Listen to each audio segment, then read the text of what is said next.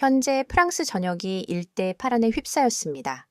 프랑스 공영방송국 프랑스 24의 저명한 기자가 생방송 도중 돌이킬 수 없는 중대한 파문을 일으켰는데 그 배경은 한국 취재 내용을 프랑스와 비교하며 폭로했기 때문입니다.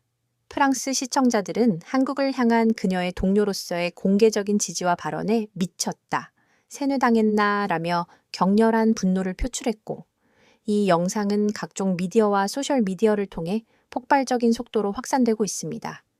심지어 프랑스 정부까지 당혹감을 감추지 못한 채 사태 수습을 위해 긴급히 나서는 상황에 이르렀다고 전해집니다. 도대체 이 기자는 단 일주일간 한국에서 무엇을 경험했기에 12년 경력을 걸고 그런 파격적인 발언을 서슴지 않은 것일까요? 저는 엘레나 모르도입니다. 프랑스 공영방송 프랑스인포의 아시아 담당 수석 특파원으로 재직 중이죠. 지난 12년 동안 일본 문화를 심층적으로 연구해 왔으며 특히 프랑스와 일본 간의 문화 교류 분야에서는 나름의 공신력을 인정받고 있습니다. 소르본 대학에서 일본학 박사학위를 취득했고 도쿄에서 3년간 거주하며 일본 문화의 깊이를 직접 체험했기 때문에 제 확신은 더욱 확고했습니다. 그날 역시 여느 때처럼 프랑스 인포 스튜디오에 자리하고 있었습니다. 프랑스-일본 문화교류 150주년 기념 특집 방송을 준비하던 중이었죠. 제 목소리에는 확신이 가득했습니다. 시청자 여러분, 오늘은 진정한 문화와 모방 문화의 차이점에 대해 심도 있게 논하겠습니다. 라고 카메라를 응시하며 발언했습니다. 일본 문화는 1000년 이상의 깊은 역사와 철학을 품고 있습니다.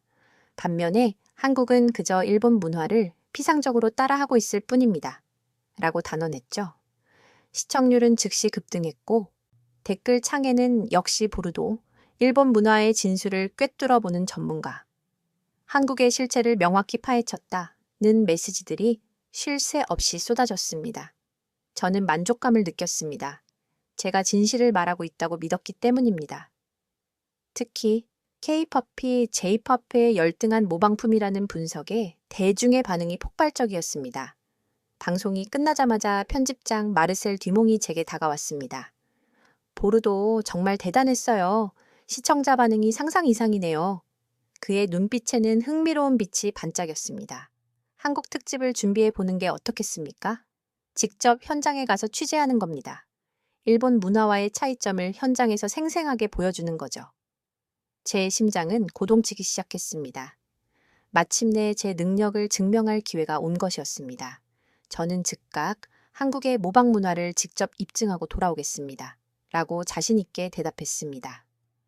일본 문화의 진정성과 한국 문화의 피상성을 명확하게 보여드리겠습니다.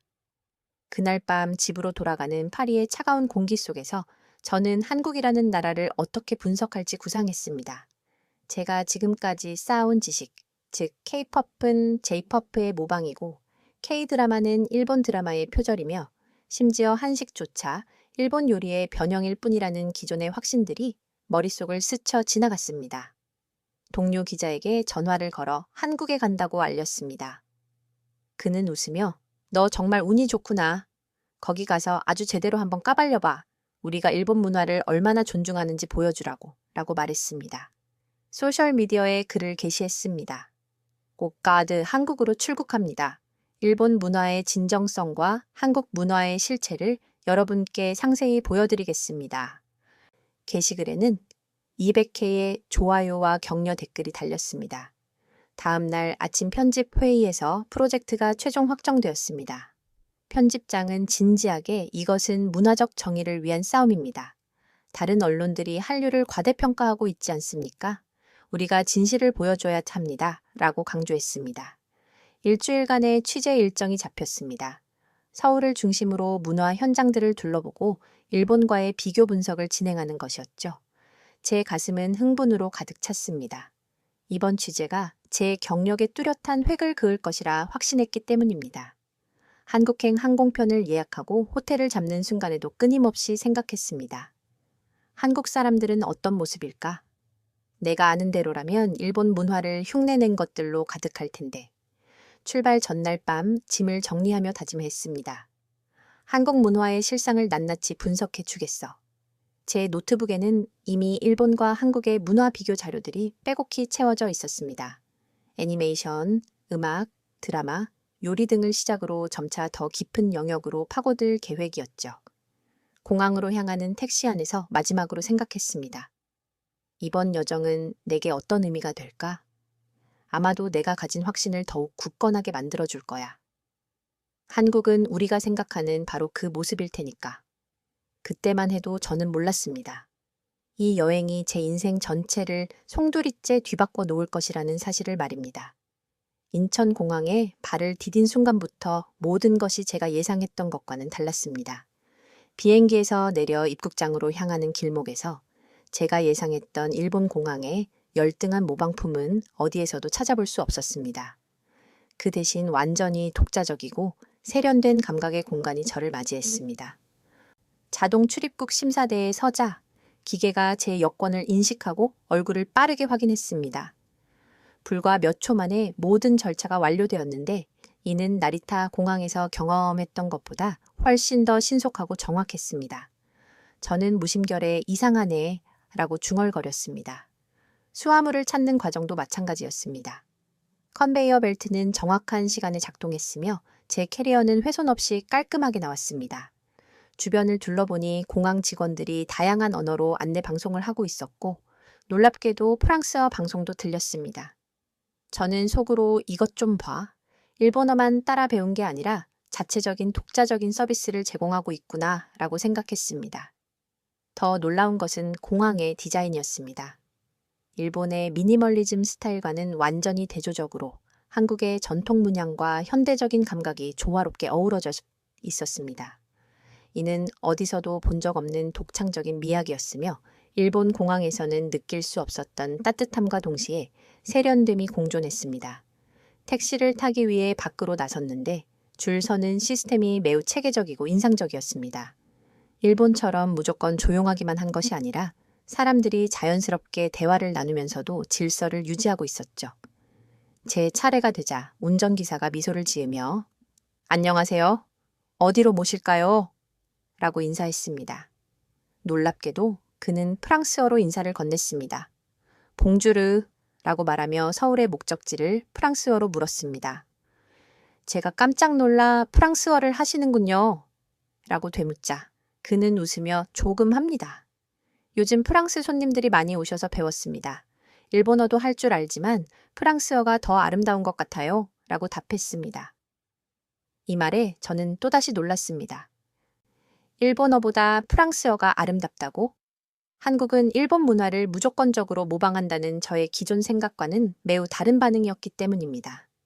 택시가 고속도로를 달리는 동안 저는 창밖의 풍경을 유심히 관찰했습니다. 도로는 매우 깨끗했고 차량들은 질서 있게 주행하고 있었습니다. 무엇보다 도시 전체가 일본과는 확연히 다른 색채를 띠고 있었습니다. 운전기사가 한국은 어떠세요? 라고 물었습니다. 저는 신중하게 처음 와봤는데 생각보다 독특하네요. 라고 대답했습니다. 그는 자연스럽게 일본과 많이 다르죠? 일본도 좋은 나라지만 우리는 우리만의 길을 걷고 있습니다. 라고 말했습니다. 서울 시내로 진입하자 더욱 놀라운 광경이 눈앞에 펼쳐졌습니다. 고층 빌딩들이 즐비했지만 일본의 획일적인 건축물들과는 달리 각기 다른 개성을 지니고 있었습니다. 광고판들도 다국어로 표기되어 있었으나 한글의 독특한 곡선미가 도시 전체의 특별한 분위기를 조성하고 있었습니다. 기사님은 저기 보이는 건물이 롯데월드타워예요. 세계에서 5번째로 높은 건물이죠. 일본에는 이런 건물이 없죠. 라고 설명했습니다. 그의 말이 맞았습니다.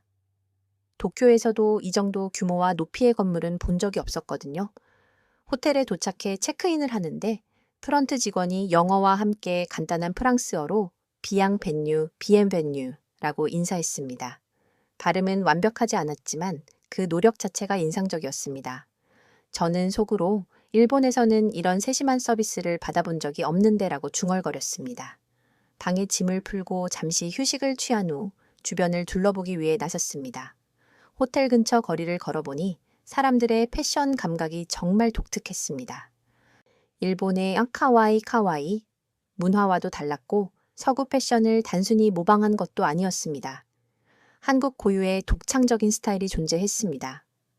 근처 카페에 들어섰는데 인테리어가 일본 카페와는 완전히 달랐습니다.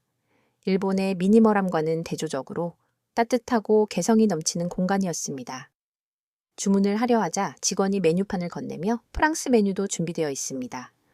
크루아상이랑 마카롱도 저희가 직접 만듭니다. 라고 말했습니다. 커피를 마시며 노트북을 펼쳐 오늘 경험한 것들을 정리해 보려고 했습니다. 하지만 뭔가 이상했습니다.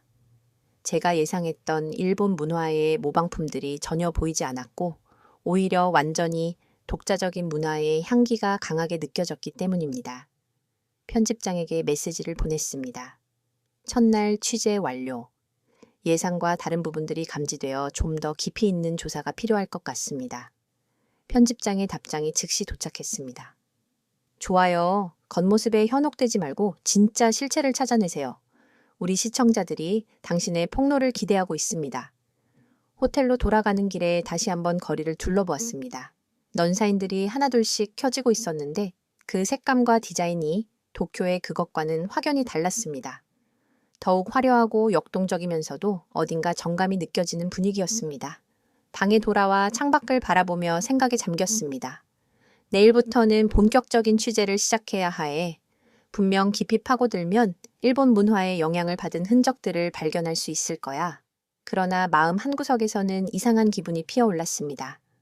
오늘 목격한 것들이 제가 알고 있던 한국의 이미지와 너무나도 달랐기 때문입니다. 혹시 내가 중대한 무언가를 놓치고 있는 것은 아닐까 하는 의문이 머릿속을 맴돌았습니다. 다음 날 아침 일찍 명동으로 향했습니다. 한국의 대표적인 쇼핑 문화를 직접 체험하고 싶었기 때문입니다.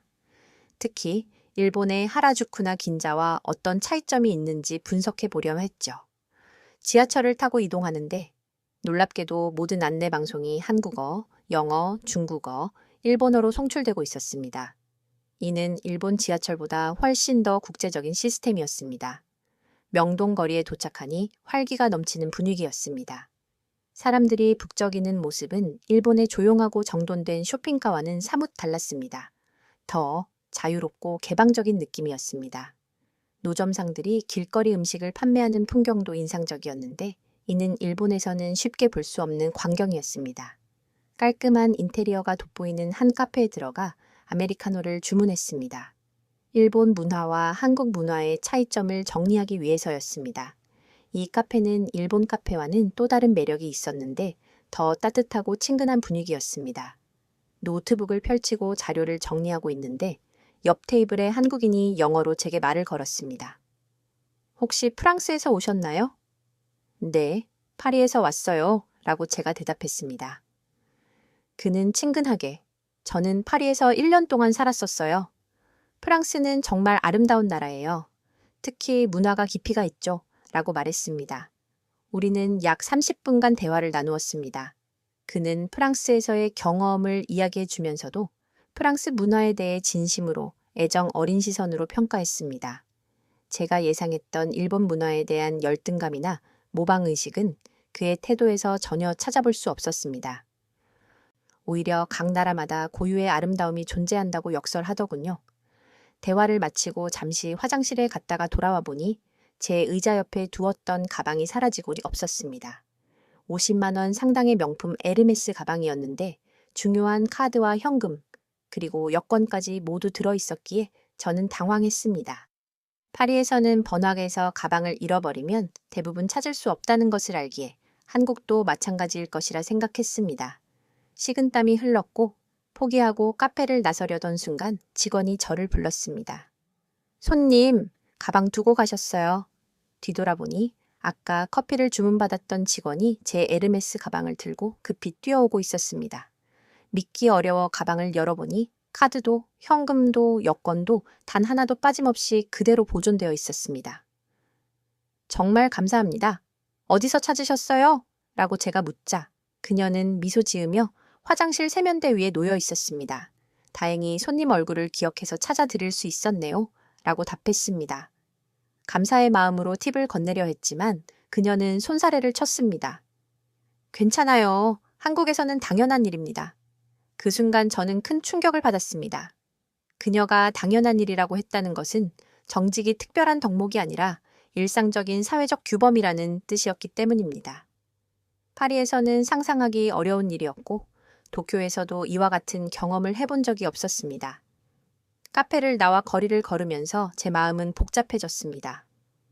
이게 정말 내가 알던 한국일까?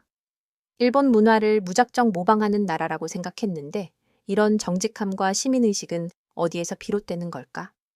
근처 화장품 가게에 들어가 한국 화장품이 일본 제품의 모방품인지 확인하려 했습니다. 그런데 놀랍게도 완전히 독창적인 콘셉트의 제품들이 진열되어 있었습니다. 일본 화장품의 미니멀한 디자인과는 달리 화려하고 개성이 강한 패키징이 특징이었습니다. 직원은 이 제품들이 일본에서도 인기가 매우 많습니다. 오히려 일본 사람들이 한국 화장품을 구매하러 많이 옵니다. 라고 설명했습니다.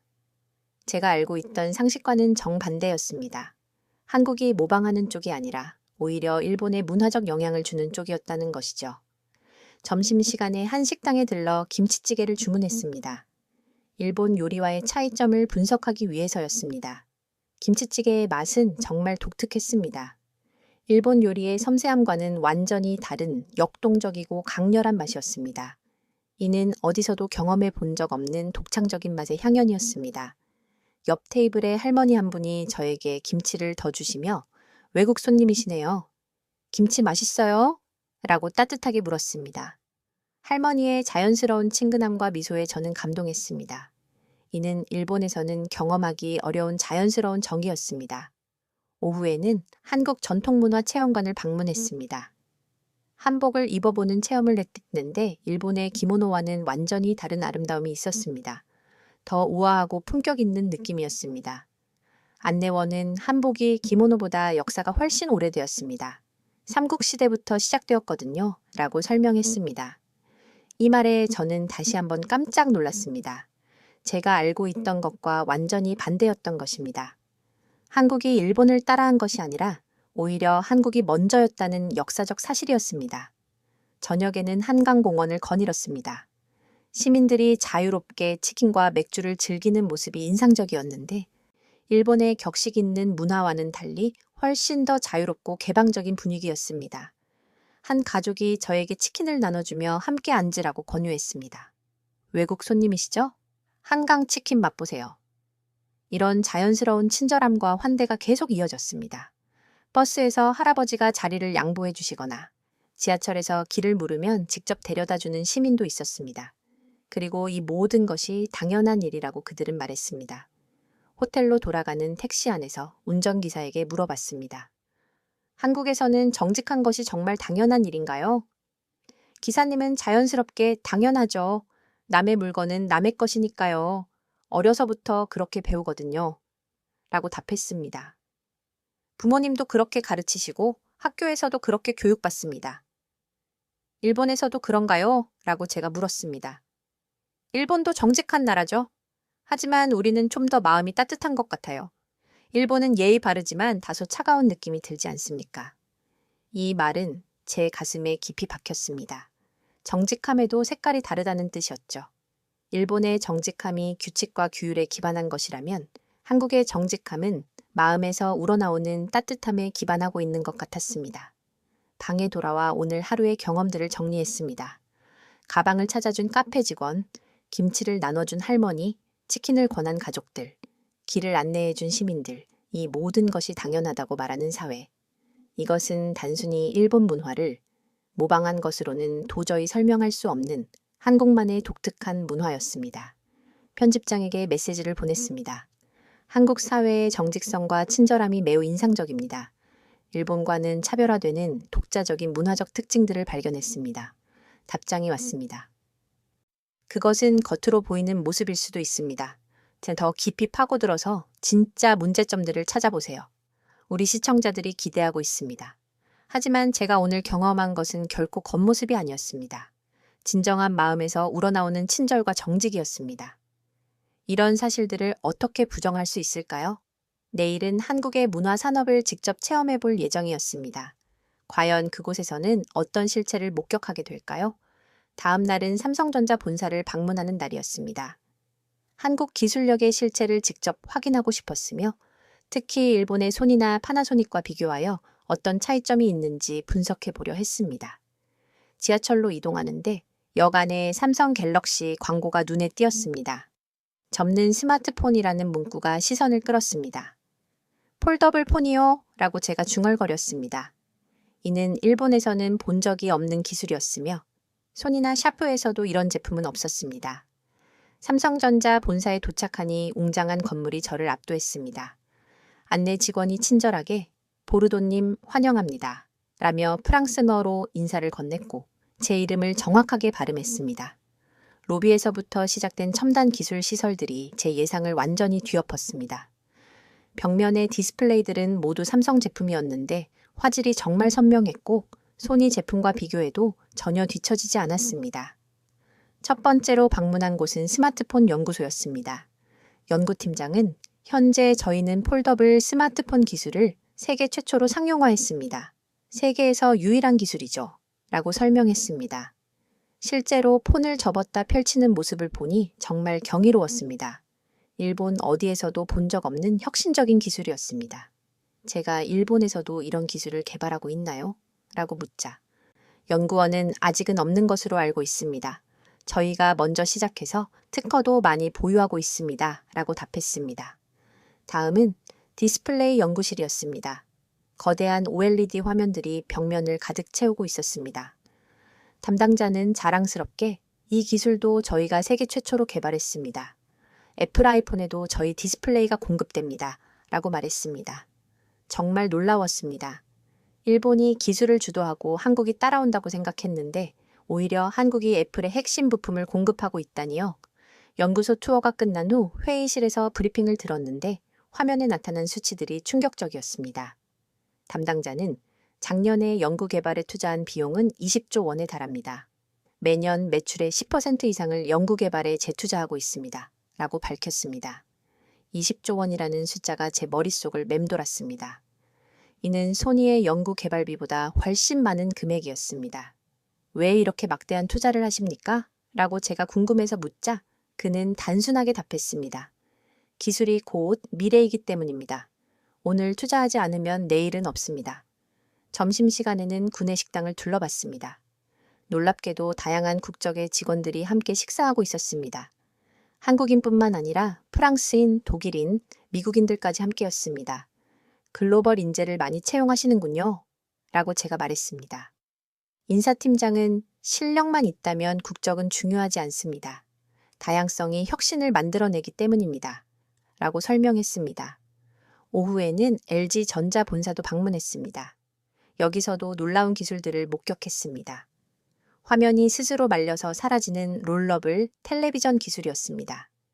이 기술은 어디서 영감을 받으셨나요? 라고 제가 물었습니다. 개발자는 저희만의 독창적인 아이디어입니다. 시장에 존재하지 않는 새로운 가치를 창출하고 싶었습니다. 라고 답했습니다. 가전제품 전시관에서 보니 한국 제품들은 일본 제품과는 완전히 다른 철학을 가지고 있었습니다.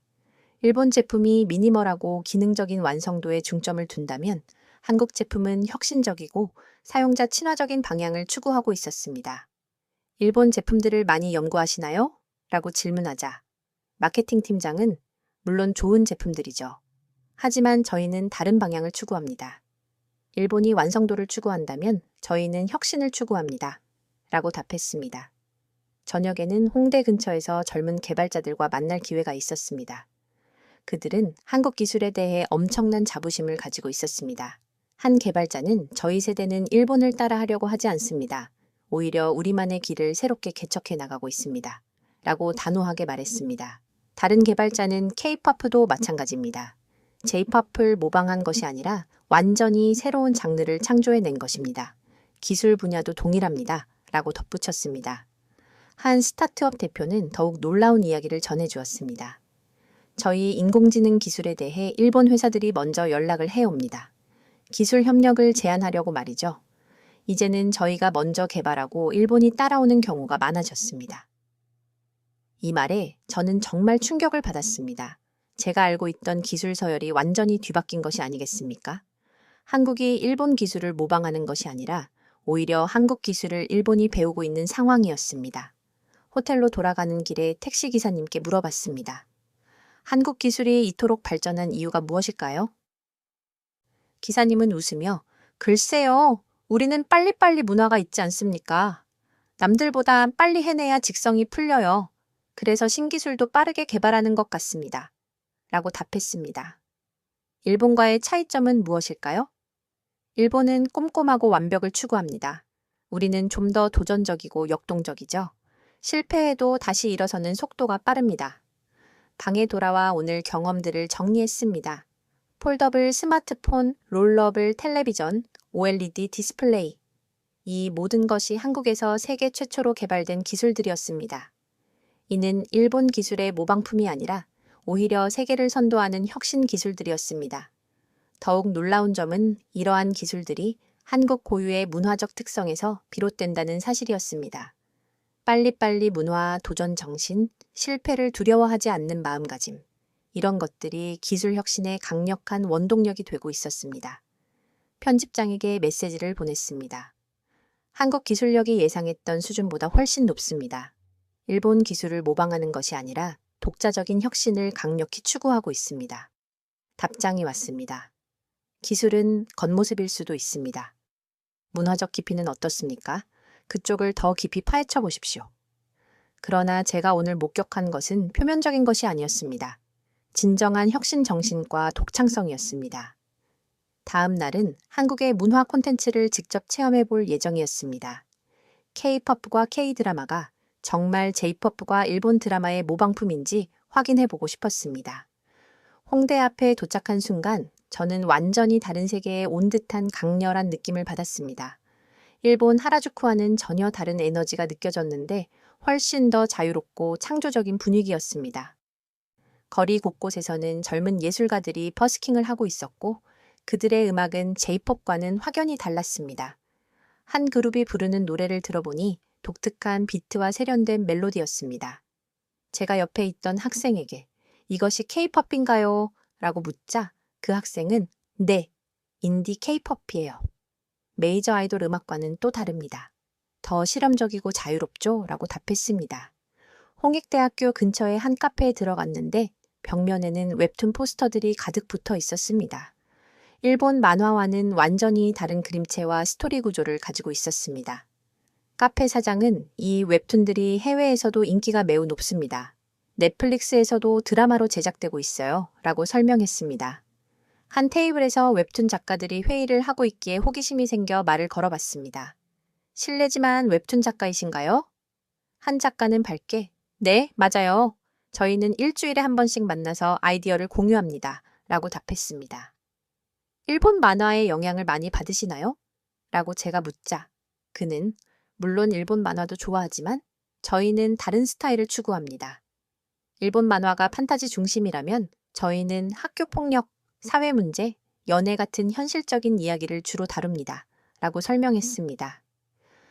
실제로 그들이 보여준 웹툰을 보니 정말 달랐습니다. 일본 만화의 다소 과장된 표현보다는 더 섬세하고 현실적인 감정 표현이 돋보였습니다. 이런 독특한 스타일은 어떻게 탄생했나요?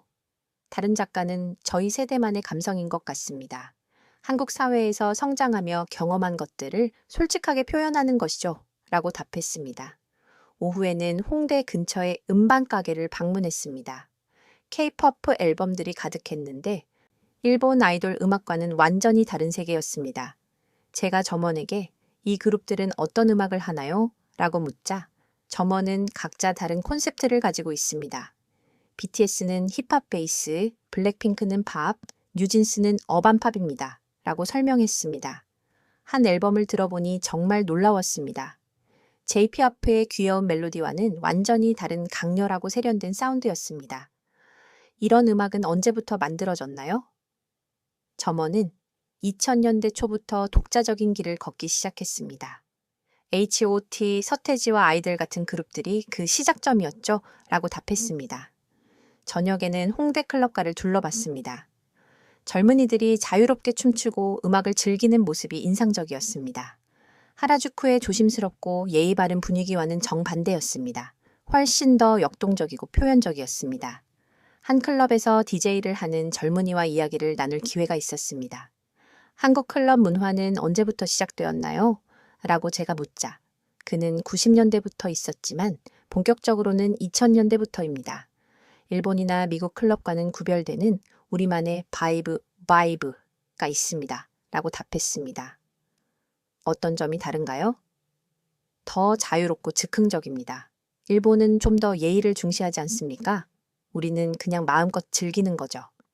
한 테이블에서 예술대학 학생들이 열띤 토론을 하고 있었습니다. 그들의 대화에 귀를 기울여 보니 정말 흥미로웠습니다.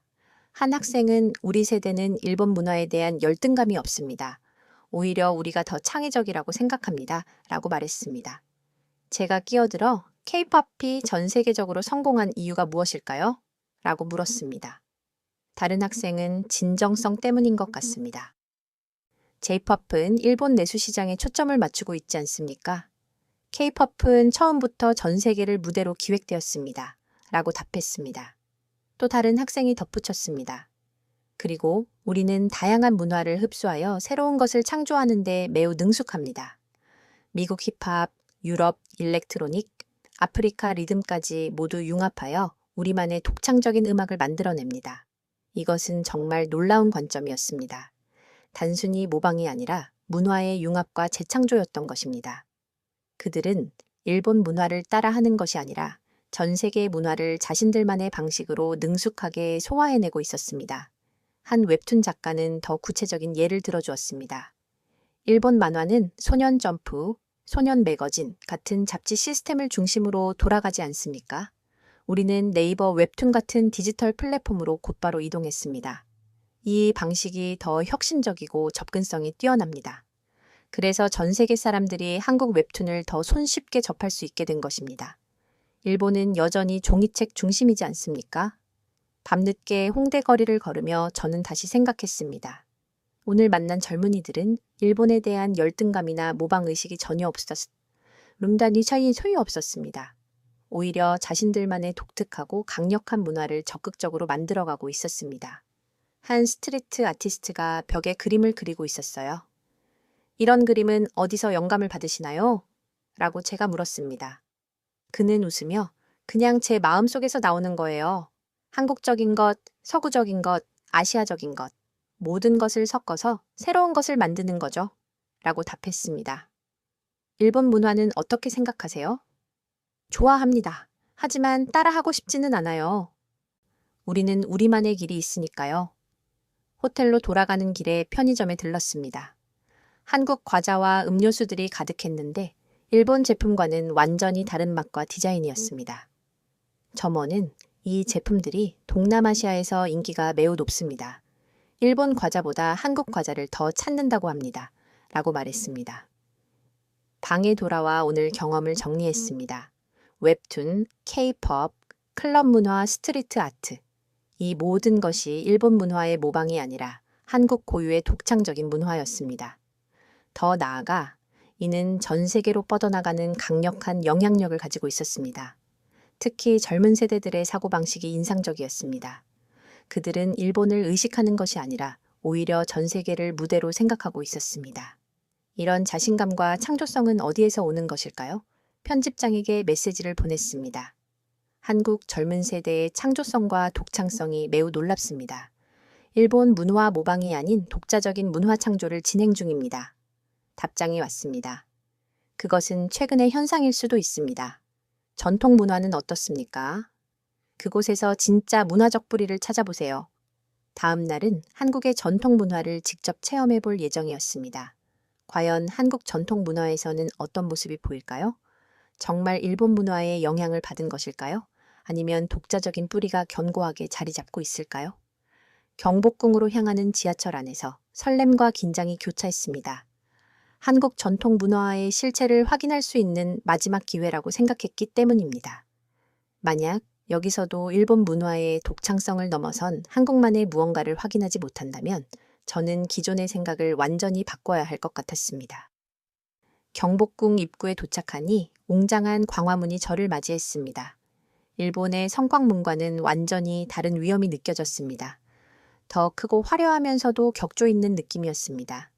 입장권을 구매하고 들어가는데 가이드북에 조선 왕조 500년의 역사가 담긴 궁궐이라는 흥미로운 문구가 있었습니다. 궁궐 안으로 들어서니 정말 숨이 막힐 정도로 아름다웠습니다. 일본의 교토 황궁과는 완전히 구별되는 아름다움이었습니다. 더 웅장하고 화려하면서도 자연과 조화를 이루고 있었습니다. 한국어 해설사가 설명을 시작했습니다. 경복궁은 1365년에 건립되었습니다. 일본의 주요 황궁보다 400년이나 앞서 지어졌죠. 이 말에 저는 깜짝 놀랐습니다. 한국이 일본보다 먼저였다는 것이 아니겠습니까? 근정전에 들어서니 용상이 보였습니다. 이 용상의 조각 기법은 당시 조선의 독창적인 기술입니다. 일본의 목조 건축과는 구별되는 우리만의 기법이 사용되었습니다. 라고 해설사가 계속 설명했습니다. 자세히 보니 정말 달랐습니다. 일본 건축의 단순함과는 대조적으로 더 화려하고 섬세한 장식이 돋보였습니다. 이런 단청 기법은 어디서 시작되었나요? 라고 제가 묻자 해설사는 삼국시대부터 내려온 우리 고유의 기법입니다. 일본에도 전해졌지만 근본은 우리의 기술이죠. 라고 답했습니다. 경회루 앞에서 더 놀라운 이야기를 들었습니다. 이 연못 기법 역시 조선 고유의 조경술입니다. 일본 정원과는 완전히 다른 철학을 지니고 있습니다. 일본 정원이 미니어처 같은 느낌이라면 우리는 자연 그대로의 웅장함을 추구합니다. 라고 해설사가 자랑스럽게 말했습니다. 점심시간에는 궁궐 근처 한식당에서 궁중 요리를 맛봤습니다. 일본의 가이세키 요리와는 완전히 다른 맛과 철학이 담겨 있었습니다. 궁중 요리는 언제부터 시작되었나요? 라고 음식점 사장에게 묻자 사장은 고구려 때부터 있었던 것으로 알고 있습니다. 일본 요리보다 훨씬 역사가 오래되었죠? 라고 답했습니다. 오후에는 국립중앙박물관을 방문했습니다. 여기서 저는 정말 충격적인 역사적 사실들을 접하게 되었습니다. 고구려 고분 벽화, 백제의 금관, 신라의 천마도. 이 모든 유물들이 일본 고대 문화보다 앞선 시기의 것들이었습니다. 해설사는 이 도자기들을 보십시오. 고려 청자와 조선 백자는 당시에 일본에 지대한 영향을 미쳤습니다. 일본 다도 문화의 찻그릇들이 대부분 조선에서 제작된 것입니다. 라고 설명했습니다. 이 말에 저는 정말 놀랐습니다. 일본의 자랑스러운 다도 문화가 조선 도자기에 기반을 두고 있었다니요. 해설사는 덧붙여 도요토미 히데요시가 조선을 침략한 이유 중 하나가 이런 뛰어난 도공들을 일본으로 데려가기 위해서였다는 사실을 알려주었습니다. 한글 전시관에서는 더욱 경이로운 사실을 알게 되었습니다. 한글은 차마 413년 세종대왕께서 창제하셨습니다. 해설을 들으니 한글의 과학성이 정말 대단했습니다. 일본의 히라가나나 가타카나보다 훨씬 체계적이고 과학적이었습니다. 실제로 한글의 원리를 배우니 신기했습니다. 발음기관을 본떠서 만든 문자라니 이런 과학적인 문자체계는 세계적으로도 매우 드물다고 하더군요. 저녁에는 인사동을 걸었습니다. 전통 문화와 현대 문화가 자연스럽게 어우러진 거리였습니다. 한복을 입은 젊은이들이 카페에서 셀카를 찍는 모습이 인상적이었습니다. 한복 대여점 사장에게 한복이 요즘 젊은이들에게 인기가 많나요? 라고 묻자 사장은 네. 요즘 한복이 정말 인기 많습니다. 특히 외국인들이 많이 찾으세요. 기모노와는 다른 우아함이 있다고 하더군요. 라고 답했습니다. 실제로 한복을 입어보니 기모노와는 완전히 다른 느낌이었습니다. 더 우아하고 품격 있으면서도 활동적이었습니다. 한복과 기모노의 차이점은 무엇인가요? 사장은 한복이 먼저 있었습니다. 삼국시대부터 있었고 기모노는 나라시대에 만들어졌거든요. 라고 설명했습니다. 한 전통 찻집에서 차를 마시며 생각해봤습니다. 오늘 하루 종일 보고 들은 것들이 제 기존 인식을 완전히 뒤엎었습니다.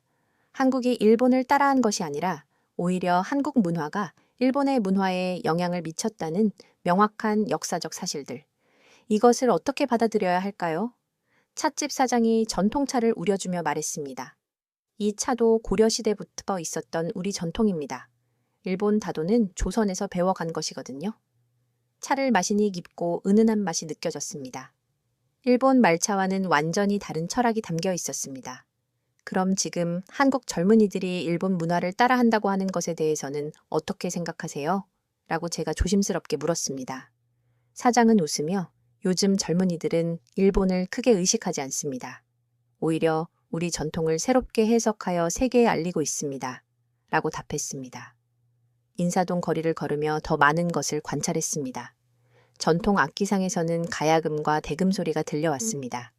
일본의 고토나 샤쿠하치와는 완전히 다른 음색이었으며 더 깊고 정서적인 소리였습니다. 한 전통 공예품 가게에서 나 전칠기를 보았습니다. 이 기법은 언제부터 시작되었나요? 가게 주인은 고려 시대부터입니다. 일본으로도 전해졌지만 원조는 우리나라입니다. 기법도 우리가 더 섬세하고요. 라고 설명했습니다. 실제로 작품들을 보니 정말 정교했습니다. 일본의 우루시 칠기보다 더 화려하고 섬세한 무늬가 있었습니다. 한지 체험방에서는 직접 한지를 만들어 봤습니다. 체험 선생님은 한지가 일본의 와시보다 질이 훨씬 좋습니다. 1000년이 지나도 변하지 않거든요. 조선시대 책들이 아직도 보존되는 이유죠. 라고 말했습니다. 저녁 늦게 청계천을 거닐었습니다. 복원된 하천이었지만 한국인들의 자연사랑을 느낄 수 있었습니다. 시민들이 자유롭게 산책하고 연인들이 데이트하는 모습이 평화로웠습니다. 한 할아버지가 제게 말을 걸어왔습니다. 외국분이시네요. 한국은 어떠십니까? 전통 문화가 정말 깊이 있습니다. 일본 문화와는 많이 다른 것 같아요. 라고 제가 답했습니다. 그럼요. 우리는 우리만의 뿌리가 있습니다. 라고 할아버지는 자랑스럽게 말씀하셨습니다. 5000년 역사가 그냥 생긴 것이 아니거든요. 우리 조상들이 만들어 온 독특한 문화가 있는 겁니다. 그런데 요즘 젊은이들이 일본 문화를 많이 좋아한다고 하던데 할아버지는 너그럽게 덧붙였습니다.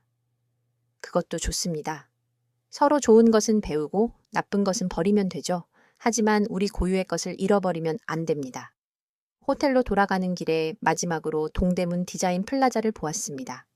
현대적이면서도 한국적인 곡선미가 살아있는 건물이었습니다. 전통과 현대가 자연스럽게 조화를 이루는 모습이었습니다. 방에 돌아와 오늘 경험한 것들을 정리했습니다. 경복궁의 웅장함, 고려청자의 아름다움, 한글의 과학성, 한복의 우아함. 이 모든 것이 일본보다 앞서거나 독자적으로 발전한 문화들이었습니다. 더 충격적인 것은 이러한 전통 문화들이 오히려 일본 문화에 영향을 미쳤다는 역사적 사실이었습니다. 도자기, 건축, 음악, 심지어 문자까지.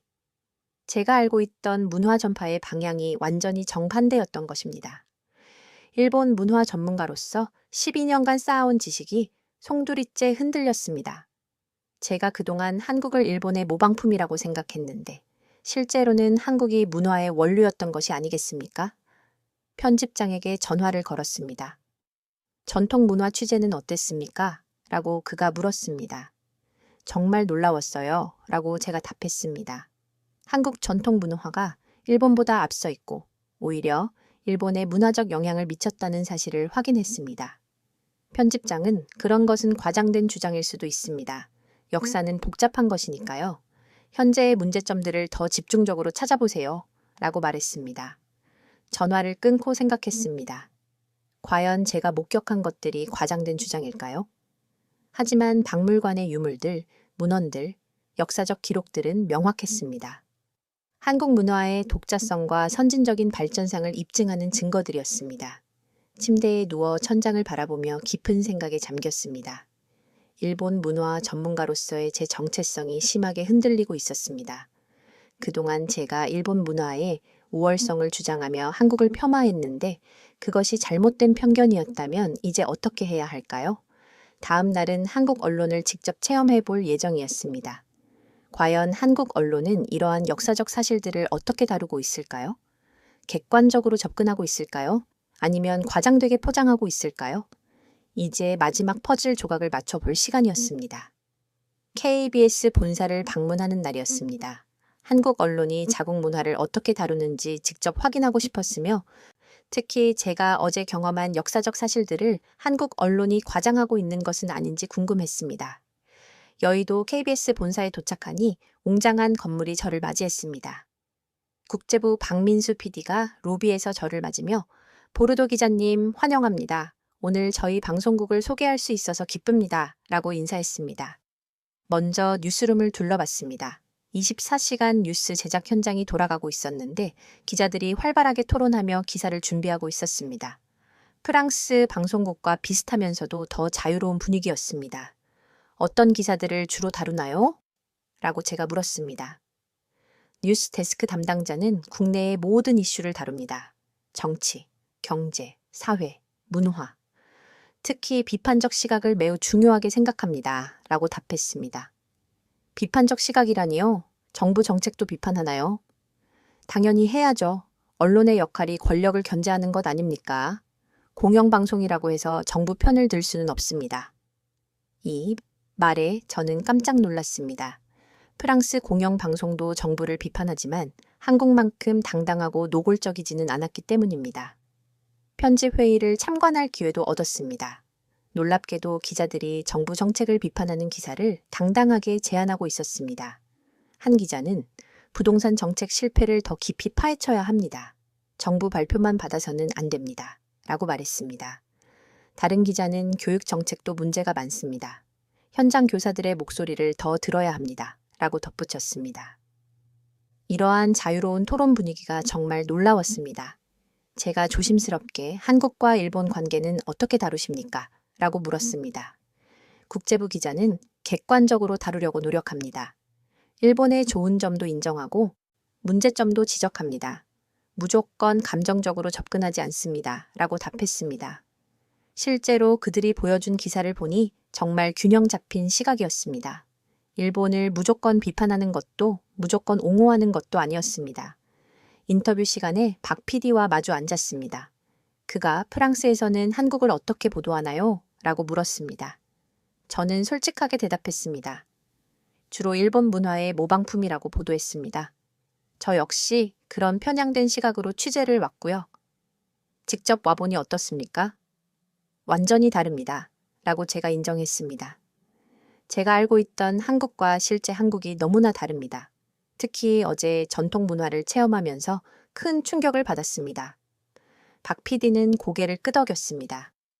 저희도 때로는 외국을 편향적으로 보도할 때가 있습니다. 하지만 최근에는 더 객관적이고 균형 잡힌 시각을 가지려고 끊임없이 노력하고 있습니다. 제가 민감한 질문을 던졌습니다. 한국 언론의 자유도는 어느 정도인가요? 그는 솔직하게 완벽하지는 않지만 상당히 자유롭습니다. 정부를 비판하는 기사도 자유롭게 쓸 수 있고 다양한 의견을 표현할 수 있습니다. 라고 답했습니다. 자국 문화에 대해서는 어떻게 보도하시나요? 객관적으로 보도하려고 합니다. 좋은 점도 알리지만 문제점도 숨기지 않습니다. 과장하거나 미화하지 않으려고 노력하죠. 국제부 기자들과의 간담회도 진행되었습니다. 그들은 각자 담당하는 지역의 전문가들이었습니다. 일본 담당 기자님은 일본을 어떻게 보십니까? 라고 제가 물었습니다. 일본 전문 기자는 객관적으로 보려고 합니다. 일본의 장점도 많이 있고 문제점도 있죠. 역사 문제로 감정적이 되기 쉽지만 그래도 균형을 잡으려고 노력합니다. 라고 답했습니다. 프랑스는 어떻게 보시나요? 유럽 전문 기자가 말했습니다. 프랑스도 마찬가지입니다. 문화 강국이지만 사회 문제도 많지 않습니까? 장단점을 모두 보도하려고 합니다. 이런 균형 잡힌 시각이 인상적이었습니다.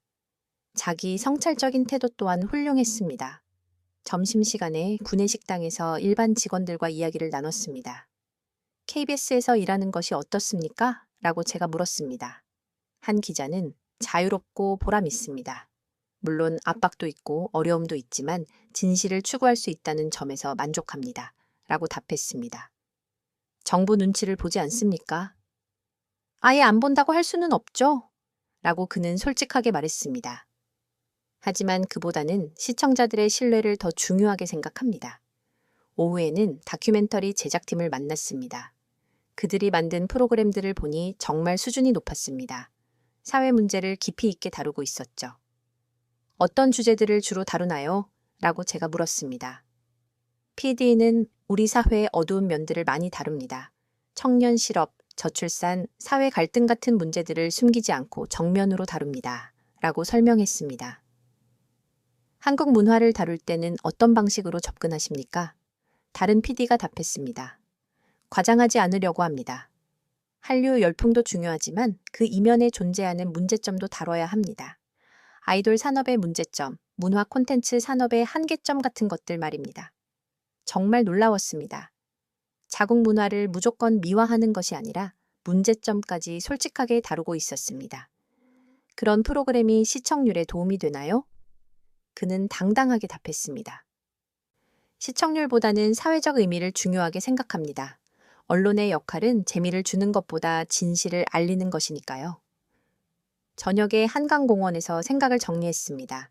하루 종일 KBS에서 보낸 시간은 제게 큰 충격이었습니다. 이들은 자신들의 문제점을 숨기지 않고 공개적으로 논의하고 있었습니다. 정부를 비판하는 것도 두려워하지 않았습니다. 이것이 정말 건강한 언론의 모습이구나, 라고 저는 속으로 생각했습니다. 프랑스 언론도 자유롭다고 생각했지만 한국 언론의 자기 성찰적인 태도는 정말 인상적이었습니다. 특히 자국 문화에 대한 객관적 시각이 놀라웠습니다. 한류를 자랑스러워하면서도 그 문제점까지 솔직하게 인정하는 모습. 이런 균형 감각이 어디에서 나오는 것일까요? 한 시민이 제게 말을 걸었습니다.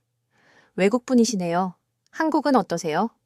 언론이 정말 자유롭네요. 정부도 비판하고 자국 문화의 문제점도 솔직하게 다루더군요. 라고 제가 답했습니다. 그 시민은 웃으며 그게 당연한 거인 짜라키업 아닙니까? 언론이 권력을 견제해야 민주주의가 발전하죠? 라고 말했습니다. 호텔로 돌아가는 길에 저는 스스로 반성했습니다. 내가 지금까지 해온 보도들이 정말 객관적이었을까? 진실을 추구했다고 말할 수 있을까? 일본 문화만을 편향적으로 옹호하면서 한국을 폄하한 것은 아닐까? 방에 돌아와 지난 일주일을 되돌아보았습니다. 공항에서의 첫인상, 가방을 찾아준 사람들, 놀라운 기술력, 창조적인 젊은이들, 깊이 있는 전통 문화, 자유로운 언론. 이 모든 것이 제가 알고 있던 한국과는 완전히 달랐습니다. 편집장에게 전화를 걸었습니다. 내일 귀국이죠? 라고 그가 물었습니다. 네, 내일 저녁 비행기입니다. 그럼 모레 생방송 준비는 됐나요? 시청자들이 정말 기대하고 있습니다. 한국의 실체를 제대로 폭로해달라는 댓글이 수천 개예요. 제 가슴이 무거워졌습니다. 편집장이 원하는 내용과 제가 경험한 현실 사이에는 거대한 간극이 존재했습니다. 어떤 내용으로 할 건가요? 제가 직접 경험한 것을 말씀드리려고 합니다. 좋아요. 그럼 한국의 문제점들을 집중적으로 다뤄주세요. 일본 문화와의 차이점도 명확히 보여주고요. 전화를 끊고 마지막 고민에 빠졌습니다. 편집장이 원하는 내용과 제가 경험한 진실 사이에서 어떤 선택을 해야 할까요? 언론인으로서의 양심과 직장에서의 처세 사이에서 심각하게 갈등했습니다. 내일이면 파리로 돌아가고 모레면 운명의 생방송이 시작됩니다. 과연 저는 어떤 선택을 할까요? 진실을 말할 용기가 있을까요? 마지막 날 저녁 홍대 걷고 싶은 거리를 거닐었습니다. 이상하게도 이 거리가 파리의 샹젤리제 거리를 닮아 있다는 생각이 들었습니다. 자유롭고 활기찬 분위기, 다양한 문화가 공존하는 모습, 하지만 더 따뜻하고 친근한 느낌이었습니다. 한 카페에 앉아 커피를 마시며 일주일간의 경험을 정리했습니다.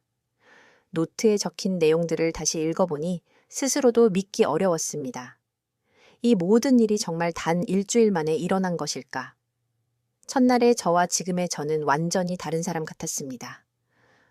한국은 일본을 따라 하기만 하는 나라라고 확신했던 제가 이제는 한국은 독창적인 문화 강국이라고 생각하게 되었으니까요. 휴대폰이 울렸습니다. 파리에서 온 전화였습니다. 보르도, 잘 지내? 편집장 마르셀 듀몽의 목소리였습니다. 네, 잘 지내고 있어요. 내일 귀국이죠? 모레 생방송 준비는 됐나요? 시청자들이 정말 기대하고 있어요. 한국의 실체를 제대로 보여달라는 반응이 뜨거워요. 제 가슴은 더욱 무거워졌습니다. 네, 준비하고 있습니다. 어떤 내용으로 할 건가요? 잠시 침묵이 흘렀습니다. 실제로 본 것을 말씀드리려고요. 좋아요. 그럼 일본 문화와의 차이점을 명확히 보여주세요. 특히 한국이 얼마나 일본에 의존적인지 구체적으로 다뤄주고요. 우리 시청자들이 그런 내용을 원합니다.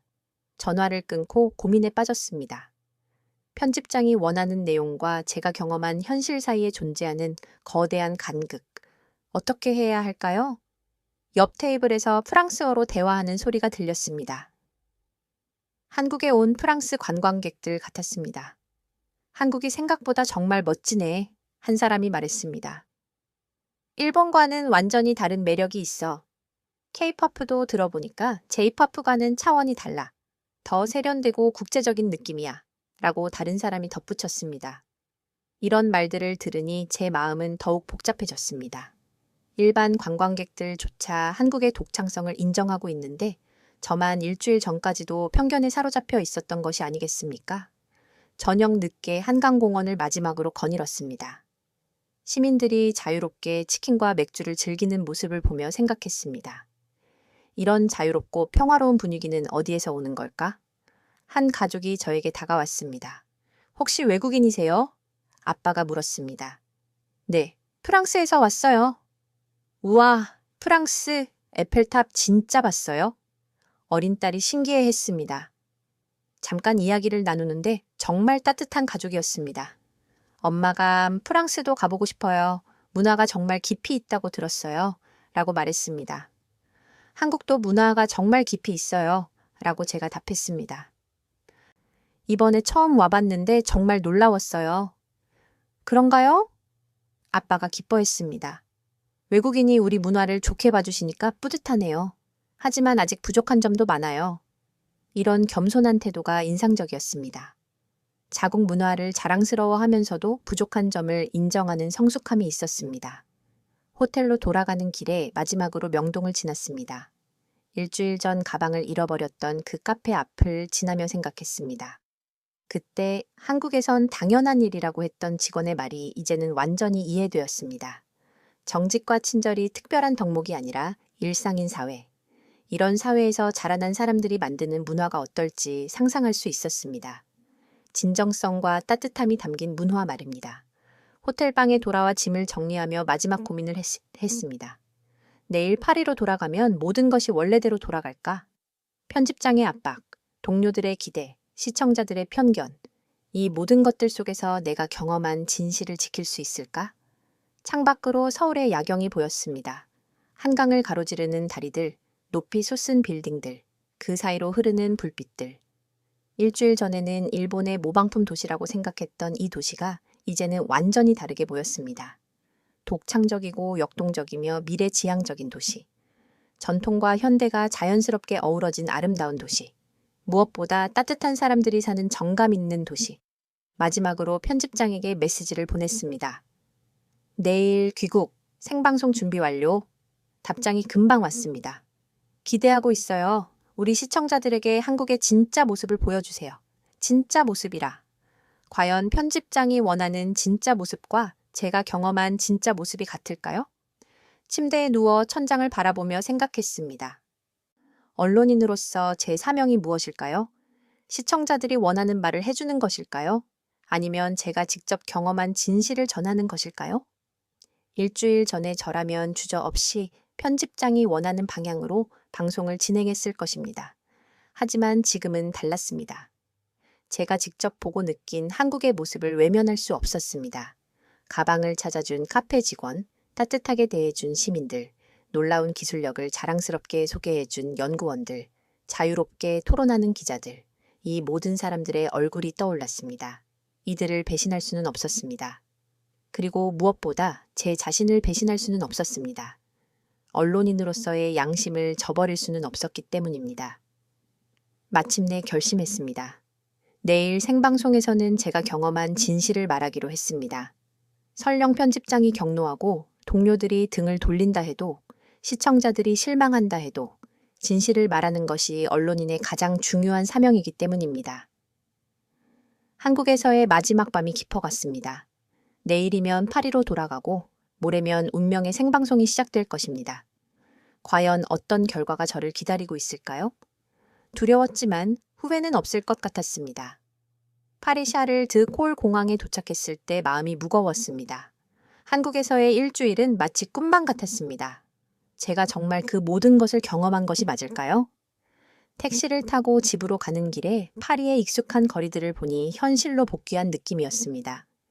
집에 도착해서 짐을 풀며 한국에서 가져온 작은 기념품들을 보았습니다. 한글로 쓰인 책갈피, 경복궁 엽서, 한복 모양 자석. 이 작은 물건들이 지난 일주일이 현실이었음을 증명해 주는 것 같았습니다. 다음 날 아침 일찍 방송국으로 출근했습니다. 동료들이 반갑게 맞아주었습니다. 어떻게 지냈어? 한국이 정말 엉망이었지? 장피에르가 물었습니다. 글쎄, 저는 모호하게 답했습니다. 내일 방송 정말 기대돼. 소피가 말했습니다. 한국의 실체를 제대로 폭로해줘. 일본 문화가 얼마나 우월한지 증명해보라고. 저는 더 이상 대답할 수 없었습니다. 이들이 기대하는 것과 제가 경험한 현실이 너무나 달랐기 때문입니다. 편집장실에 들어가니 마르셀 듀몽이 환한 미소로 저를 맞이했습니다. 드디어 돌아왔구나. 어땠어? 많은 것을 배웠습니다. 라고 제가 조심스럽게 답했습니다. 좋아. 내일 생방송 내용을 정리해보자. 그가 의자에 앉으며 말했습니다. 일본 문화와 한국 문화의 차이점부터 시작해서 한국이 얼마나 일본에 의존적인지 보여주는 거야. 제가 말을 꺼내려는 순간 그가 끼어들었습니다. 시청자 반응이 정말 뜨거워. 댓글을 보니 모두들 한국의 허상을 폭로해달라고 하더라고. 이번 방송으로 자네의 명성이 확고해질 거야. 집으로 돌아가 밤늦게까지 고민했습니다. 진실을 말하면 큰 파장이 일어날 것 같았습니다. 하지만 거짓을 말할 수도 없었습니다. 다음 날 오전 메이크업을 받으며 마지막으로 생각했습니다. 정말 어떻게 해야 할까? 거울 속 제 얼굴이 창백해 보였습니다. 긴장되시나요? 메이크업 아티스트가 물었습니다. 조금요. 중요한 방송이거든요. 라고 제가 답했습니다. 스튜디오에 들어서니 익숙한 세트가 저를 맞이했습니다. 하지만 오늘은 왠지 모르게 다르게 느껴졌습니다. 마치 법정에 선 것 같은 기분이었습니다. 5분 후 방송 시작합니다. 조연출이 외쳤습니다. 제 심장이 빠르게 뛰기 시작했습니다. 앵커 폴 베르나르가 저에게 미소를 지으며 오늘 정말 기대돼요. 한국의 진짜 모습을 보여주실 거죠? 라고 말했습니다. 3분 후 조연출의 목소리가 다시 들렸습니다. 제 손에 땀이 났습니다. 1분 후 마침내 빨간불이 켜졌고 생방송이 시작되었습니다. 시청자 여러분 안녕하세요. 폴 베르나르가 카메라를 향해 인사했습니다. 오늘은 특별한 손님을 모셨습니다. 한국 특별 취재에서 막 돌아온 엘레나 보르도 기자입니다. 제 차례가 왔습니다. 카메라가 저를 향했고 수백만 명의 시청자들이 지켜보고 있었습니다. 마지막 순간까지 고민했지만 이제 결심이 섰습니다. 폴 베르나르가 보르도 기자, 한국의 상황은 어땠나요? 라고 물었습니다. 심호흡을 한 뒤 저는 입을 열었습니다. 제가 본 한국은 우리가 알고 있던 한국과 완전히 달랐습니다. 스튜디오가 순간 조용해졌습니다. 폴 베르나르의 표정이 굳어졌습니다. 한국은 일본 문화를 따라하는 나라가 아니었습니다. 오히려 완전히 독창적인 문화를 가진 나라였습니다. 제어실에서 급히 손짓하는 모습이 보였습니다. 방송을 중단하라는 신호였습니다. 하지만 저는 계속했습니다. K-팝은 J-팝의 단순한 모방이 아니라 완전히 새로운 장르를 창조해냈습니다. 한국의 기술력 또한 일본을 앞서고 있었습니다. 폴더블 스마트폰 같은 기술은 세계 어디에도 없는 혁신이었습니다.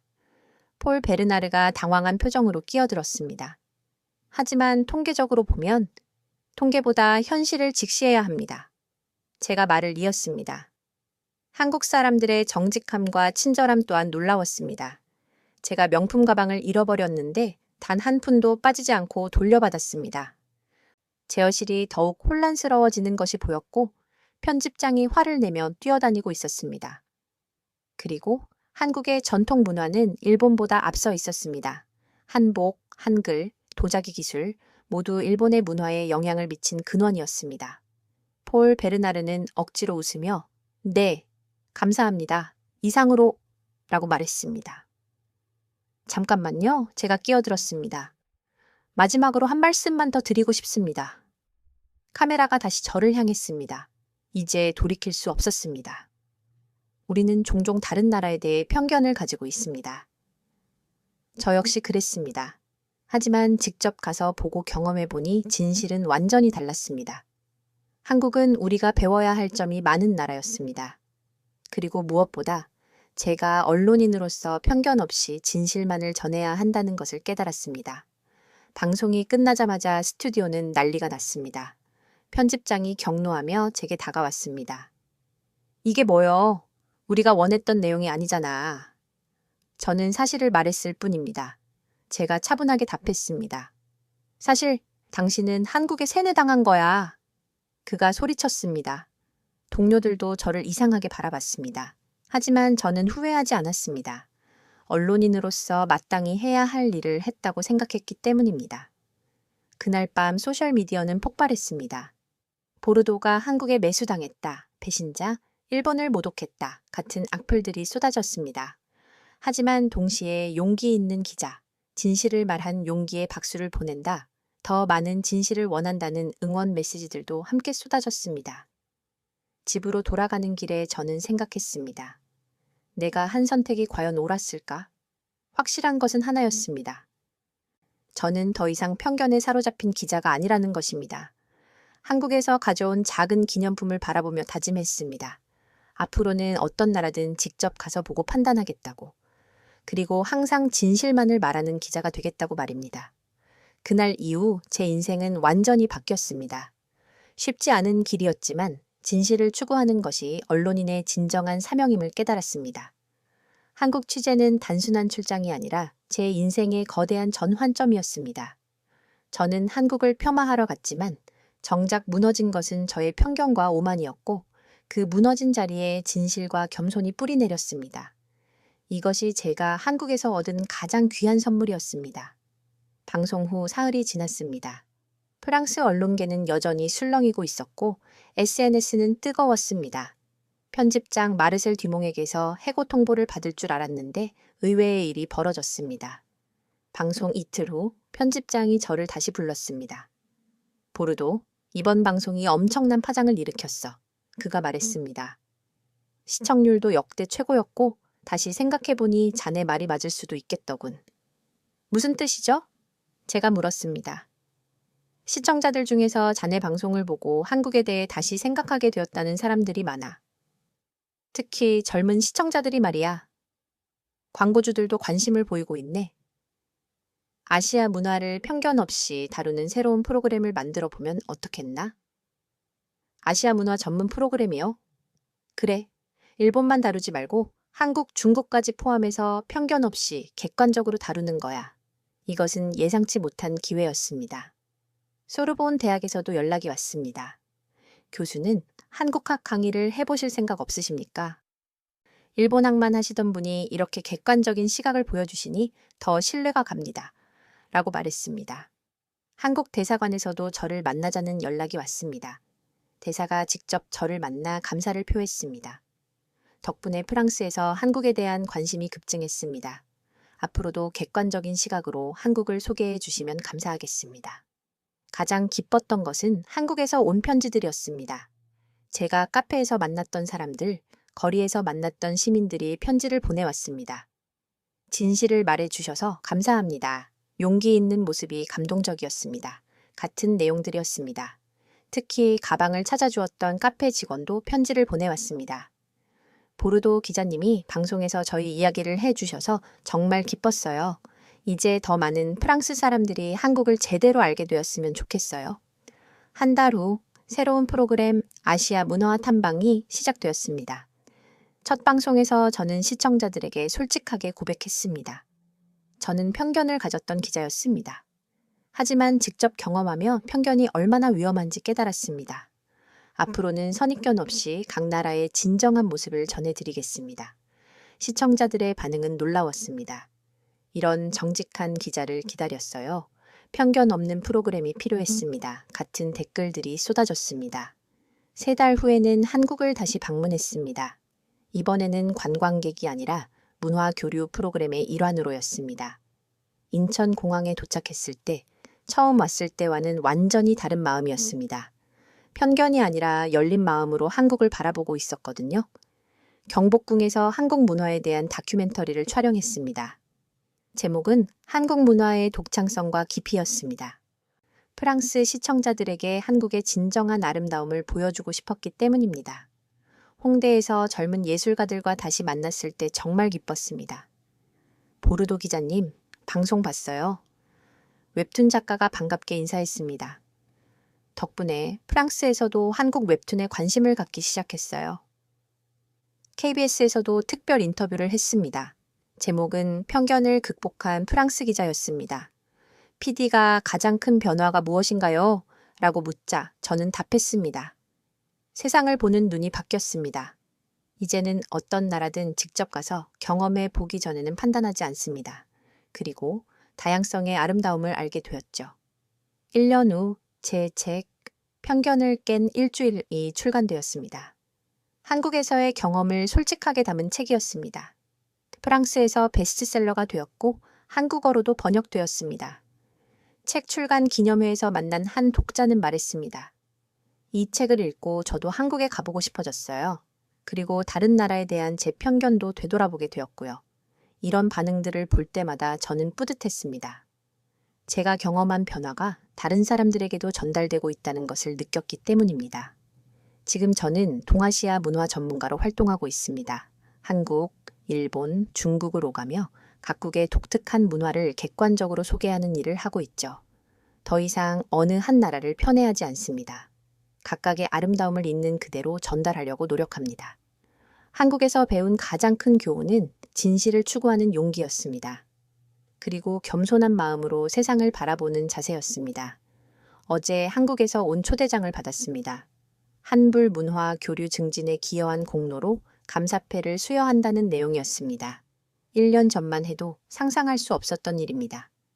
지금 이 글을 쓰면서도 그때 그 용기 있는 선택을 했던 제 자신이 자랑스럽습니다. 만약 편집장이 원하는 대로 방송을 했다면 지금의 저는 없었을 것입니다. 진실을 말하는 것은 때때로 어려운 일입니다. 하지만 그것이 언론인의 사명이고 더 나아가 한 인간으로서의 도리라고 생각합니다. 한국에서의 일주일은 제 인생을 완전히 바꿔놓았습니다. 편견에 사로잡힌 기자에서 열린 마음의 문화 전문가로 오만한 유럽인에서 겸손한 세계 시민으로 변화시켜준 소중한 경험이었습니다. 지금까지 엘레나 보르도 기자의 놀라운 변화 이야기 어떻게 느끼셨나요?